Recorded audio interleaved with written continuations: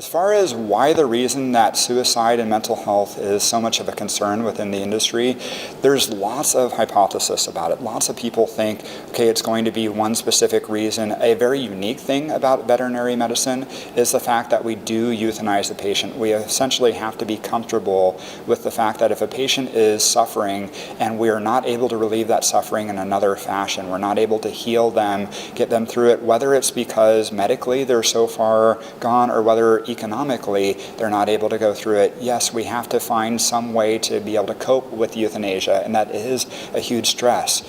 And that's something that's very unique about our profession from others, but it's not the only thing.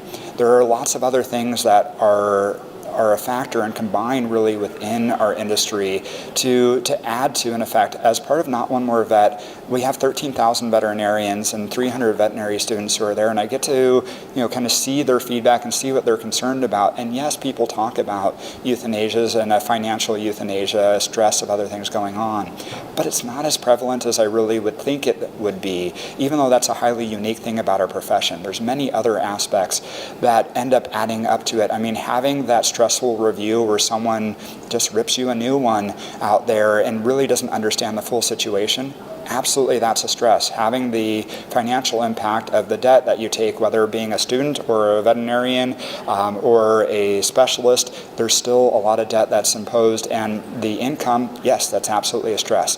Having a feel of lack of control, not being able to really set what's going to go on, also a stress. There's numerous different stresses that we've seen that have gone on, and really I don't think we can put it down as one thing. For any one individual, there might be one problem that may be the worst. Like there is a veterinarian that suicided that was being bullied because they had done euthanasias for a shelter. And overseas they were doing multiple euthanasias just due to the circumstances that they were in. Absolutely, I think euthanasia was a huge aspect. So was cyberbullying. And for that individual, I would say that was one of the biggest things. But you go to another individual and that may not be a huge concern. So I think it's so multifaceted that we can't really pigeonhole it into just one area and say this is the one single factor. I think there's multiple factors that go in, and we really need to have some concrete studies that look at each of those factors and how we can address them.